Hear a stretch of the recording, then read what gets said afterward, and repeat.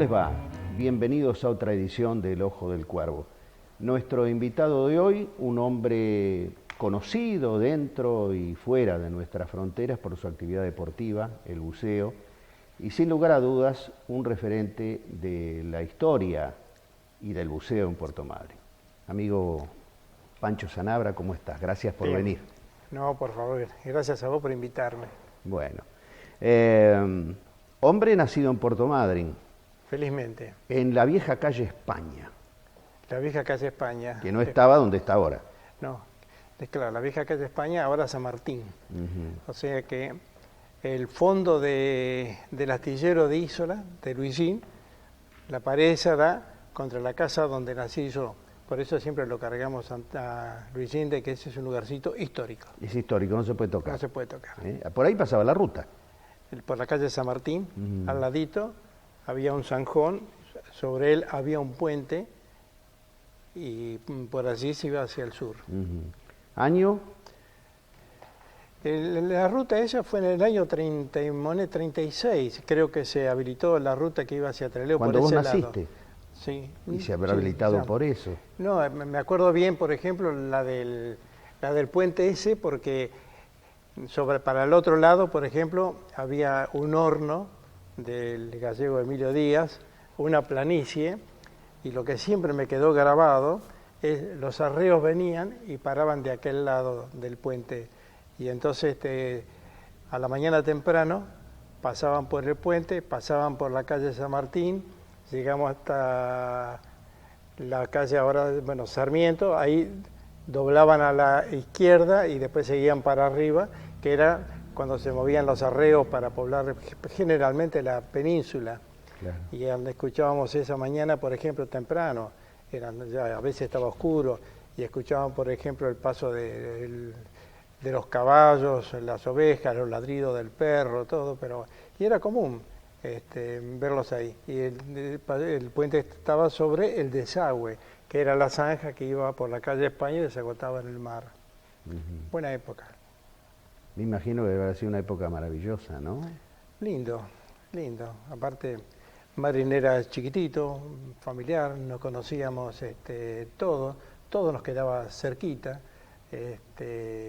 Los comercios, que eran pocos, pero el más lejos nos quedaría a 3 cuadras. Claro. Y después las calles, como te podrás imaginar, en esa parte eran de arena. Yo vi hacer la calle Sarmiento. En ese entonces vivíamos en la esquina de Sarmiento y Mitre. Así que vi construir esa calle. Después, lógicamente, las otras que vinieron hacia el sur. Así que vi cuando Madryn. Por eso siempre, sin aprovechar de esta ocasión, la semana que viene vamos a presentar un libro que escribimos, es sobre el año Puerto Madryn, el año 1940. De ahí es lo que yo me acuerdo, lo que yo viví, lo que yo no conocí, la costumbre, cómo era en el Madryn, cómo era la vida social, dónde estaban ubicados los negocios, la vida del muelle, de la ganadería. O sea que en el libro vos vas a poner dónde quedaba cada negocio. Sí, hablemos, por ejemplo, de la zona céntrica, que en ese entonces era de la calle Sarmiento hasta la Irigoyen, y de la playa de la Roca hasta la Maíz. Ahí en donde están ubicados cada comercio, debe ser que algunos me habré comido, pero sí. No creo, porque tengo mi gente de información a las que recurría permanentemente, el Pedro Esteban, mi hermano Enrique, el Turco Seleme y toda gente mayores, que entonces cuando tenía duda me ubicaban en ese lugar. Va a ser atractivo. Aparte, después tiene todas las fechas de las efemérides de Madryn. Además, ya no es tu primer libro, así que ya Tercer sí. Libro. ¿Tu papá, catalán? Catalán. ¿Trabajaba en el ferrocarril? Maquinista del ferrocarril. Cuando se jubiló. Vino acá a la zona en el año 19 y así que vino a ser uno de los pobladores de la zona. Y mi mamá, nacida en Gaima, mi papá era catalán, vino de España a los 14 años, y mi mamá es hija de italiano. Hay una cruz entre calabresa y catalán, así que no pueden pretender que hayamos salido bien, con lo justo. ¿Qué dirán mis hijos? Calabrés con vasco. La pucha. Duro eso, ¿eh? También es duro. Es duro llevar.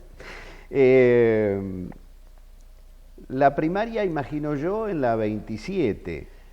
Las 27, sí. Que con otra ubicación. Los dos primeros años, que era inferior y el superior, lo hice en la que estaba en la calle Sar, o sea, ¿qué había antes ahí enfrente? Bueno, ahora hay un hotel, así. Después tuvo el Hotel La Perla. Bueno, antes de eso, ahí estaba, o sea que quedaba entre la calle por la Sar, entre la calle Juan B. Justo e Irigoyen. Ahí hicimos, y después... en la 27, por la supuesto, 27, ya todos los que nos ven lo saben, pero por si yo sigo con la 27. Hay tanta gente nueva, la 27, respecto luego al 84, 84, ¿no? Claro. Y después pasamos a la escuela 27, que esa sí la vi hacer bien, porque vivíamos en la esquina, y me acuerdo las zanjas inmensas que eran, para hacer, que nos llamaban la atención, pero eran especiales para jugar al cobo ahí entre la zanja. Y el problema que teníamos, que después, muchas veces, 2 veces por semana, iban a la casa el capataz, que se llamaba Carmona, llamaba a mi mamá o a mi papá, y entonces nos decía, exageraba siempre, que la habíamos desmoronado las zanjas, que por eso tenían problemas ellos. Y el viejo, te imaginas, nos retaba, pero injustamente. Claro, pero sí. Eran especiales para jugar al cowboy. Y ahí hicimos después todo lo demás. Mirá vos qué lindo, vos decías especiales para jugar al cowboy, la zanja, qué sé yo. La escondida. ¿Quién te encontraba? Tu papá, maquinista del tren, era poco menos que un superhéroe, ¿no? Para aquella época. Sí, aparte... Era una cosa, ¿no? Sí, de eso también tengo anécdotas. En aquel entonces, qué sé yo, creo que no existían las horas extras, nada. Mi papá iba temprano, iba a trabajar, hacían las maniobras y después se enganchaban, alistaban el tren y eso en el muelle hacían las maniobras. En el muelle, claro, con el desembarco de la mercadería. Y después alistaban el tren y después al otro día salían para Dolabón. Y lo que me acuerdo que como tenían 1 hora para comer, mi mamá me mandaba, o a mi hermano, pero generalmente la ligaba yo, que era el más chico, una canasta con la comida. Mi papá me esperaba a la entrada del muelle, yo le dejaba la comida, entonces me gratificaba llevándome una vueltecita del muelle, unos 50 metros, depende de los vagones que habían adelante, y me permitía bajar la palanca para que arranque la locomotora. No me digas. Chocho de la vida. Pero no es tanto eso, sino que me daba bronca después, porque le contaba a los chicos de la barra que manejé la locomotora, que la hice arrancar. ¿Quién te iba a creer? No, nadie, mirá, si te vas a manejar. Así que me ponía más fastidioso porque no me creían de que... Claro, qué frustración. Sí, horrible. Hacías lo que cualquier chico hubiese querido hacer, sí, pero nadie te creía. Aparte por allí me permitía apretar un cosito y salía un golpe de vapor por el costado. Chocho, no sé. Pero sí, de eso me acuerdo perfectamente. Bueno, eso te hacía que te diera ganas de llevarle a tu papá la comida. Sí, más o menos, porque tenía que dejar de sí, jugar. Cuando iba tu hermano le dejaba hacer eso, ¿no sabés? Y sí, aparte de mi hermano era el mayor, claro, ¿no? Sí. Pero para ir ahí tenía que dejar de jugar el picadito que estaríamos a esa hora.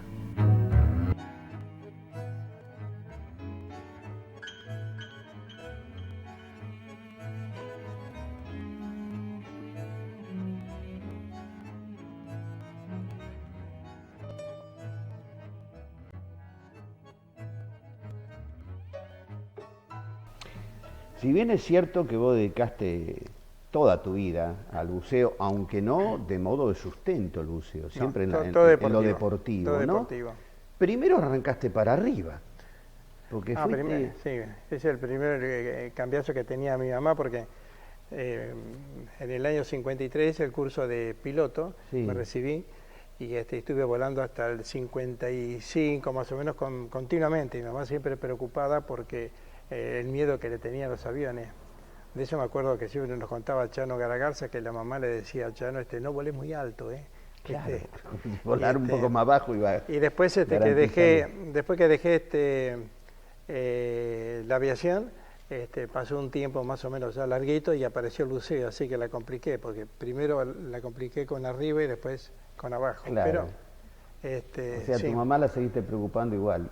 Sí, Primero porque estabas arriba y después sí. porque estabas abajo. No tenías partes intermedias vos. No, estuvo una época linda también, cuando ya deporte, toda esa edad. Me decís que en el 53 hiciste el curso, te recibiste en el 54. Lo hice con Tono Garagarza y Antonio Cadeo. Y sí, y después seguimos volando unos cuantos años, pero después se nos hacía pesado, por ejemplo, pagar la hora de vuelo. Ya era más complicado. Haciendo ¿Y el curso instructor quién era? Altamirano. Sí, el negro Altamirano, era un suboficial de Córdoba. Y después también lo tuve para readaptarme a Volter, un alemán que estuvo, que el otro día conversaba con Ebene, fue instructor de él, de Oscar, y un gran piloto era, había estado en la guerra, creo que vino en el 54, 5 acá en la Argentina, pero macanudísimo era. ¿El avión? Un Piper. El avión que hicimos el curso era un Piper, un P-11. Después estuvimos volando mucho tiempo con un Boyero. Y ese Boyero también fue histórico por él. Que lo llegó a tener, creo que uno de los últimos que lo tenía como propietario era Pablo Meiser, creo que lo tenía. ¿Tu primer trabajo, el ferrocarril? No, en aquel entonces, a los 12 años, 13 años, estábamos en el colegio en sexto grado, quinto grado, nos mandaban a trabajar a la tarde. Así que mi primer trabajo fue en la tienda a la ciudad de París, que tenía de patrones a Coco Pérez, Walter Moré y Ben Simón. Cadete. Sí, o menos, Mandado, era el que limpiaba, sí. hacía lo mandado. Y mis compañeros, me acuerdo que era Quitito Helpi, Aide Torres y Perico Echeide. Y Roberto Aravena. Roberto Aravena ya era más que yo, increíble, un negocio como daba empleo, ¿no? Aparte de eso, sí, era inmenso. Ese es donde está ahora el supermercado acá en el centro. Todo eso era el salón. Y después, de ahí, pasé a la tienda de Don Mayorino Remusi, con Eloy, Carlos, el negro, ahí estuve. Y después sí, de ahí ya entré en el ferrocarril. Ya estuve, aparte, el sueño de los padres en aquel entonces era de que toda la familia tendría que ser ferroviaria, aparte porque era una seguridad, un bienestar, había un futuro. Era toda una institución el ferrocarril. Así que mi papá era maquinista del ferrocarril, mi hermano Enrique llegó después de jefe de talleres, mi hermano Tito era tornero y yo estaba en la administración del ferrocarril. Así que todo ferroviario. ¿A qué edad fue? Yo a los 15. A los 15 entraste en el ferrocarril. Sí, sí. Pero igual no te has quedado muchos años. No, en el 58, 59 ya me retiré y fui de gerente con una empresa, una casa de artículos del hogar donde estaba la tienda de Ciudad de París, donde yo entré como cadete. Después ahí estuve de gerente en el año hasta del 59 hasta el 63. Era Miguel Hermanos, artículos para el hogar. Un negocio grande, importante. Y después de allí ya me independicé y ya en sociedad con mi hermano Enrique pusimos Casa Rey. Ya para eso Madryn había pegado un vuelco con el asunto del cierre del ferrocarril del año 61. Claro, la depresión. Sí, fue lamentable. ¿Vendiste libros, vendiste pullover? Cuando estaba, coloreabas fotografías. Había que ganarse cuando trabajaba en el ferrocarril, sí, me acuerdo que mismo Trespalier tenía era inspector, ya era un empleado jerárquico, y tenía un amigo de él de Bahía Blanca, le había dado los libros para vender. Y lo vi en el cajón y pensé, la pucha, me puede venir bien. Entonces el mismo dice, no, yo no lo voy a vender, empecé a venderlo vos. Y eran del Ateneo el encargado de eso, el representante para la zona era Chiche García, un tipo remacanudo, estaba casado con una chica de San Miguel. Y bueno, así que me dio todos esos paracosos, le mandé una carta, no podíamos pagar el teléfono, una carta a Bahía Blanca, y me autorizó para la venta, me mandó material, y me acuerdo que lo que más me costó que me tuve que aprender, por ejemplo, saber lo que era el Martín Fierro, Vinotenia, la gráfica Lorsú, todo para poder vender, para lo decir más al cliente, diverso que si te no, podía tocar. claro, y si no Claro. tenía Bueno, pero la eso te ha ayudado a enciclopedia. tu cultura general, ¿no? Y ahí, Uno empieza a aprender sí, cosas con lo poco del insospechadas. ferrocarril, eso uno se pule bastante, sí. Aparte tenía que ofrecer un libro y decirle al tipo qué era. Me acuerdo que tenía la historia de Ricardo Levene, la historia argentina, y así que la ojeaba más o menos para poder, por ahí me ponía a conversar con él y pasaba papelón, porque sabía de verdad.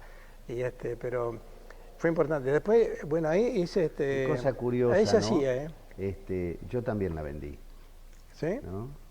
La historia argentina de Levene, una iconografía de rosas. Yo le agregaba un mueblecito, y ahí ganaba más el mueblecito, que en esa parte era buenísimo. Le vendías la bibliotequita. La bibliotequita chiquitita que venía con los libros. Y ganaba más con la bibliotequita porque esa creo que tenía un 30%, y en los libros creo que teníamos como el 20%. Yo me acuerdo que era dinero porque uno cobraba el anticipo y de ahí se sacaba la comisión. Claro, sacabas de allí, sí. Estaba buenísimo. Sí. Y después con eso anexé que vendía del Golfo, que estaba el Carlos Vidal, de gerente, éramos amigazo, volábamos juntos. En esa época él empezaba el club, yo estaba volando menos, él volaba más, y nos juntábamos en el Aeroclub, y me ofreció, por ejemplo, la venta de pulóveres, de lástima que le habré dado, para que me gane unos pesos, y eran unos pulóveres que se vendía la parte de abajo, el elástico, el cosito que va acá y el cuellito acá se venía separado. Entonces la gente lo compraba y se lo armaba. Pero eran baratísimos, era como, estaba al alcance de cualquiera, es como si hoy eso costaría a lo mejor 10 pesos y la calidad era buena. Así que llenaba la valija y me iba a Trelew también a vender y vendíamos acá. Y la gente se armaba su propio barato. Y yo ganaba bien, aparte que compraba y las pagaba al contado porque tenía pesada, era bacán, podía hacerlo, dentro de ese nivel. Pero aparte había después tenía también, le compraba a Torrejón, que Eugenio Seguero me vendía las fotografías, que eran blanco-negro, y Mimo, creo que Mimo, uno de ellos, con témpera me enseñaron de que tenía 2 o 3 colorcitos, el celeste, medio azulcito, tenía uno amarillo y uno rojo. Entonces con un algodoncito a la postal de blanco y negro le ponía, si eran de playa, le ponía el mar un poquitito azulcito, unos golpecitos, cosas, después le metía el paperdú, mismo me hacía, y otro muchacho apellido Martínez, que trabajaba en dibujo en el ferrocarril, me hacían los papelitos que decía recuerdo de Puerto Madryn. Y así con eso, y después salía a venderme eso. Se lo volvió a vender a Torrejón, y Torrejón lo volvió a vender, la fotografía. Pero bueno, había mercado. Torrejón decía, Pancho, otra vez con la fotito. No, Iban y venían la fotito. No, después terminé haciendo, ya más adelante, ya con los caracoles, con todas esas cosas, claro, que lo vi una vez a Korchinski que había hecho, y lo vi que una exhibición linda que tenía y vendía, y pensé, pero me volví a buscar caracoles yo también. Claro. Así que empecé a hacer esas pavaditas con mi hermano, con Enrique, y me fue bien.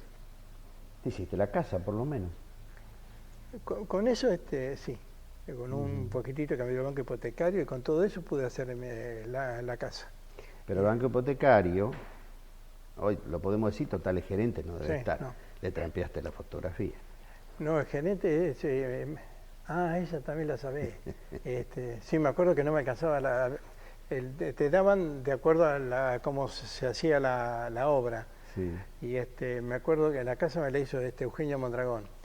Y la última cuota que había, era la terminal, había que sacar una fotografía de la casa, ya toda terminada, pero me había quedado sin plata. Aparte me agarró el asunto de Frondizi, cuando la devaluación de Frondizi, todo ese despelote, me agarró, pero y no tenía un mango para cosas. Entonces mi suegro era amigo de uno de los inspectores del banco, y entonces me consiguieron para que sacar la fotografía de la casa sin que se vea la vereda. Así que la sacamos así. Porque vereda no tenías. No, no, si no podía, no tenía plata para hacerla.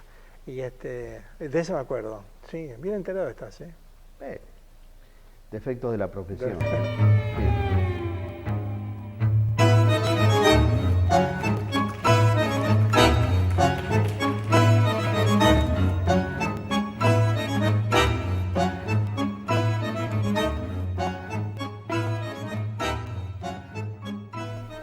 Con el museo empecé en el 59. 23 años. Sí, con el 59. Y empezamos, hubo una camada, los primeros que estaban eran la camada de Cacho, todo eso. Después se anexó Malevo y ese mismo año, pero al fin del año nos anexamos nosotros con Bruno, con Nicoletti.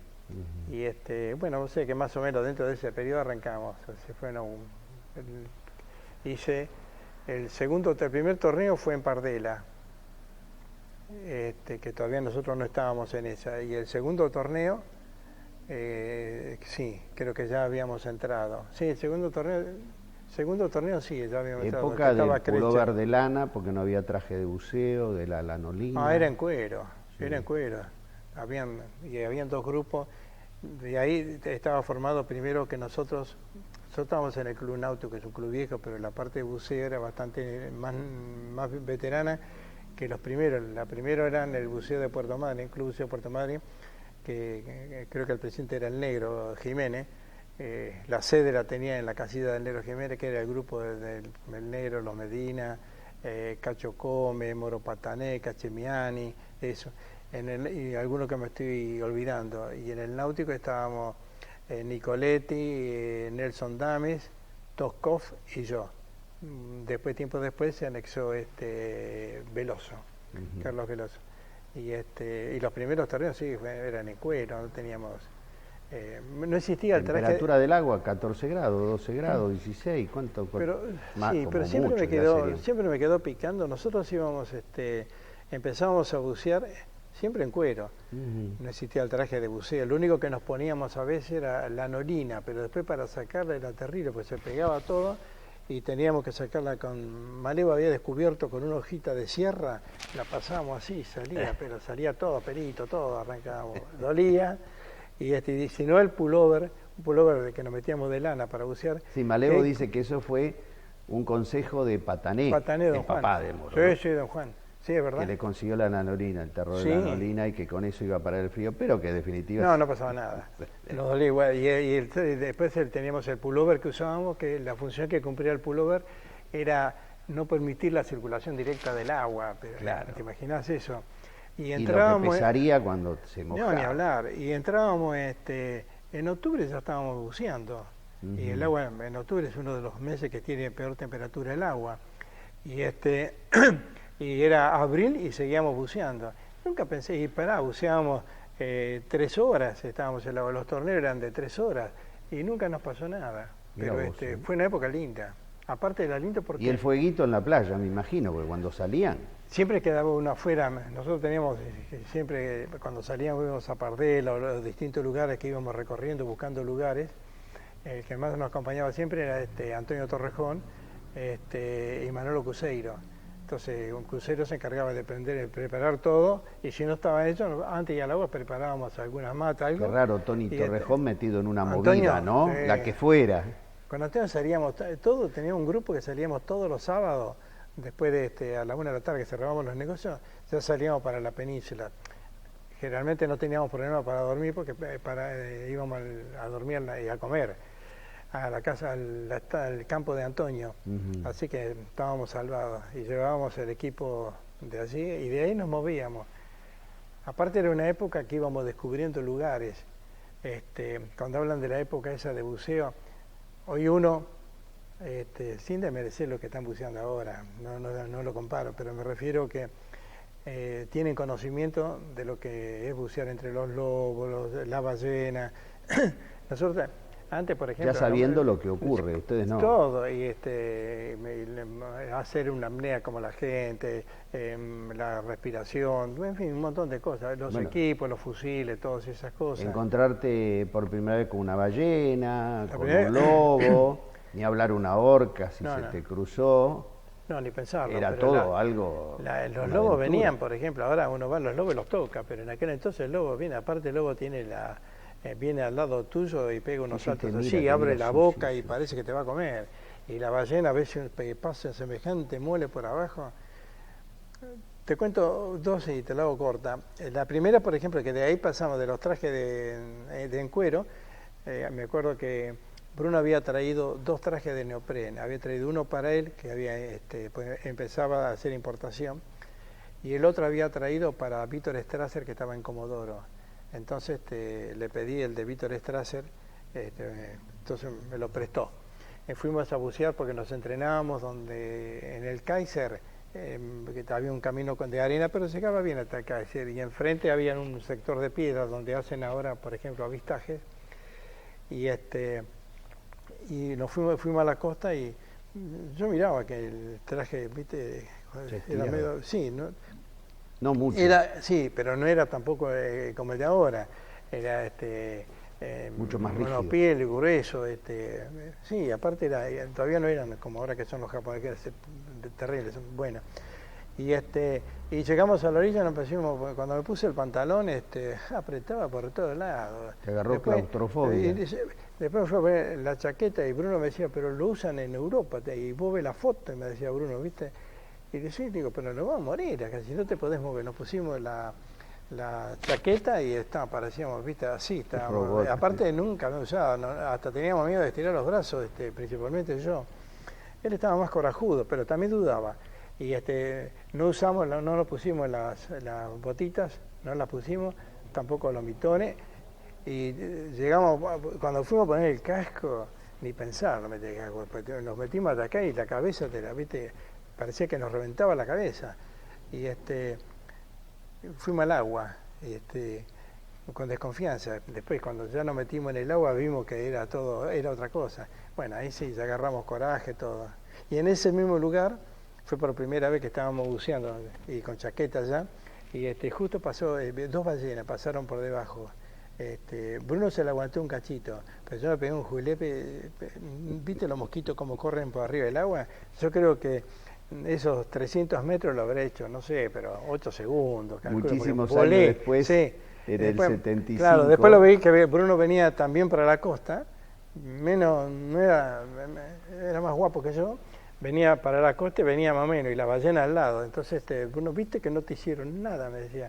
Y le digo, bueno, ya ahí, otra experiencia más. Claro. Linda época. Años después, en el 75, vino un uruguayo en uno de los campeonatos ahí fue, subacuáticos, que se tocó con una ballena en la carrera de los 3.000 metros. Entró cuarto, no sé, quinto, pero yo creo que 2 puestos lo recuperó desde que tocó la ballena. Subió la escala de cuerdas con las patas rana puestas. Sí, Marco. No, era no, por Nunca eso había visto una, pobre hombre. Uno iba descubriendo lugares, aparte, por ejemplo, los primeros torneos, por ejemplo, empezamos a poca profundidad, en las piedras en 5 metros, después ya de ahí pasamos a craques, después ya les hicimos más guapos, y después sí, ya los torneos, ya teníamos contacto con el buceo en el exterior, ya habíamos competido con los brasileros, cerquita de acá nada más, y después sí pasamos al campeonato del mundo, ya anduvimos en los mundiales, y después acá tuvimos un torneo a 29 metros de profundidad, que fue en la Isla de los Pájaros, y eso fue, me acuerdo que trajimos un periodista que lo había invitado Bruno, y para que escriba sobre el buceo, sobre la caza submarina. En ese torneo teníamos una sola embarcación que la manejaba Pino Nicolet, entonces cargó 6, que los llevó a la zona de pesca, más o menos estábamos a 1.500 metros de la costa, 2.000 metros, desde Punta Logarismo hacia la izquierda, entre Punta Logarismo y Los Pájaros más o menos, que ahí hay una zona de pescar buenísima. Y yo fui en el primer grupo y teníamos que quedarnos agarrado de la boya, pero no bajar, porque no teníamos prohibido bajar, nos mirábamos todos que ninguno lo agarraba, porque bajar miré dónde está el pescado cuando empieza el torneo. Y la embarcación volvió a la costa a buscar los otros 6.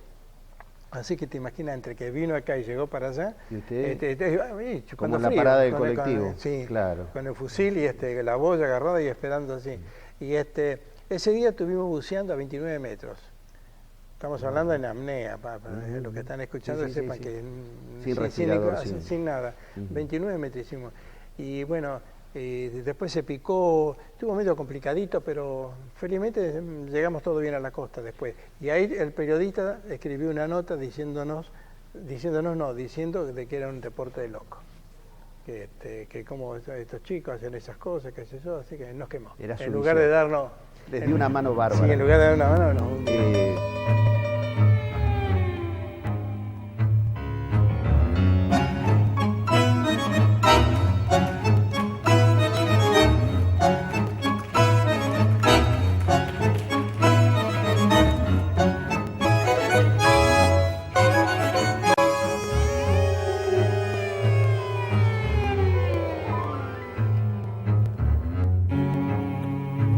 Pancho, hay un mito argentino. Esto que te preguntaba vos, ya le preguntaba también a Malevo, le he preguntado a tantos, pero vos que sos un hombre que no solo tu cercanía al mar, al agua, sino que también sos un hombre que te gusta la historia. Año 59, 60 y 61, 3 episodios que terminaron llamándose en el último los submarinos de Frondizi, los submarinos del Golfo Nuevo. ¿Viviste algo de eso? ¿Viste algo? ¿Tenés testimonios de primera mano? Mira, quedó todo ahí en la penumbra, ¿no? Yo lo que te puedo contar, por ejemplo, de que de buena fuente, que lo tengo en el libro de Naufragios, lo que me contaba Polo García y Manolo Cuseiro. Manolo Cuseiro lo acompañaba a Polo a pescar. Y Polo en varias oportunidades, pero en una lo vio patente, eran en Craque, pasando punta entre Conscripto y Craque, no en la playa de Craque, sino entre Conscripto y Craque. Estaba un día pescando, un atardecer pescando, y vio subir un submarino y lo vio que estaba soldando por el tipo roteo, qué sé yo, que estaban soldando, que había cambio de luz y que el ruido estaba en marcha de los motores, así que lo vio. Los típicos clase 21 alemanes, dice. Sí, y eso lo contaba, me lo contó Polo bien detallado, que lo tengo bien detallado. Porque se dijo que era un invento de la Marina para poder comprar equipamiento. Se han salido muchas versiones. Si bien es cierto que una de las más fuertes en su momento se decía que era un submarino de Bulgaria, estaba el tema de que eran los submarinos nazis que habían quedado dando vuelta, han desaparecido 120, 130. Hoy día... Y que han entrado por acá, es lógico. Sí, si todo, un día... Los alemanes entraron por ahí, en Camarones también los vieron. Canosa Sánchez ha salido ahora y él habla de 42 que quedaron acá, o sea, manejándose desde la costa de Río Negro con contrabando, ¿no? Hubo yo no estuve ese día a bordo. En la oportunidad que vino Cousteau pidió ir a Craque. Había una historia que hasta hace poco vino un grupo de gente que mandó Pergolini, no sé si sabía, viste que anduvieron buscando, qué sé yo, y hubo año, bueno, sí, no me acuerdo, pero hubo un año por ahí que se comentaba mucho del submarino que habían depositado o hundido en la parte de Cracker. Exacto. Y cuando vino Cousteau, pidió ir a Cracker. Y cuando se llegó a Cracker, eso me lo contaban, yo no estuve arriba del barco, me lo contaban Malevo, los chicos, fue importante cómo Cousteau miraba todo eso, se fijaba en la carta de navegación, claro. Sí, porque sacaba las referencias, todas bien, las coordenadas, todo, ¿viste? Aparte tenía elementos. Pero después no, digamos, de esa época no quedó nada. No. Esto lo tengo que leer, Participante de torneos argentinos, sudamericanos y mundiales de caza submarina. Director técnico de la selección argentina de caza submarina. presidente del Comité Deportivo de la Federación Argentina de Actividades Subacuáticas, presidente de la Federación Argentina de Actividades Subacuáticas, representante argentino para la redacción de los reglamentos sudamericanos de caza submarina del Comité Deportivo, del Técnico y del Científico realizado en Uruguay. Distinguido como precursor, como pionero por su trayectoria en el buceo argentino y como pionero de la historia y la cultura del mar. Autor, bueno, de 3 libros, creo que van 4 ahora, si Dios quiere, varios documentales y un cortometraje, El mar y yo, que representó al país en el Festival de Gerona, España. Ahora se lo hicimos con José María. Sí, buenísimo. O sea que tuve tiempo de hacer cosas. Satisfecho, ¿no? Sí, más que satisfecho. Cosas que no se pagan con dinero. Aparte fue fíjate vos, por ejemplo, que de la camada nuestra, de aquella vieja camada, por ejemplo, nuestros hijos, de varios, Dame, Nicoletti, mío, Bueller, todos siguieron una actividad vinculada con el mar, Malevo, una actividad vinculada con el mar. Y aparte éramos un grupo, éramos importantes no por la calidad nuestra, qué sé yo, sino éramos 2 grupos que había. Uno era, por ejemplo, el Club Buceo Puerto Madryn, que estaban lo que te contaba hace un rato, el Negro Jiménez, Malevo, bueno, un grupo, los hermanos Medina, ¿qué son? Uno de los fundadores, que no lo tengo anotado, de la Hermandad del Escrófalo. La Hermandad del Escrófalo, sí, la fundamos con el grupo ese. La Hermandad del Escrófalo, la historia, porque muchos me la preguntan, y la verdadera, el origen de la Hermandad del Escrófalo.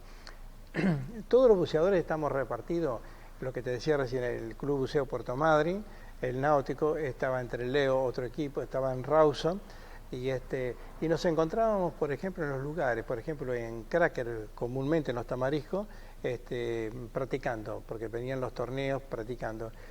Y a la noche comíamos todos los pescados que habíamos pescado ahí adentro, qué sé yo, y habíamos formado un grupo lindo. Entonces se nos ocurrió de hacer una hermandad, que no le ponía, de entrada no le habíamos bautizado hermandad, sino un grupo, pero no club, nada, dedicado únicamente al buceo.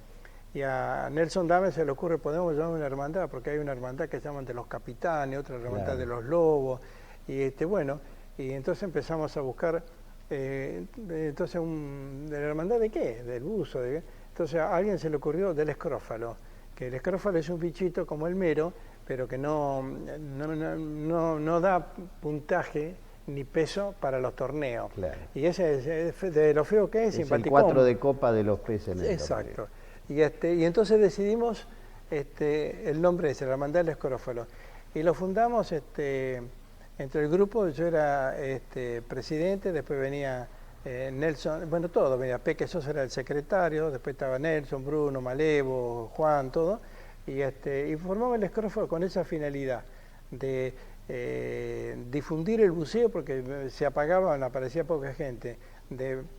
Por eso todos los torneos lo ganaban la Hermandad del Escrófalo. Y agruparse. Sí, agrupar todo y enseñar el buceo. De ahí vino a hacer la pileta, después dentro de la pileta hacer el foso, la fosa que estaba en un costado para hacer actividad subacuática, y así nació la Hermandad del Escrófalo.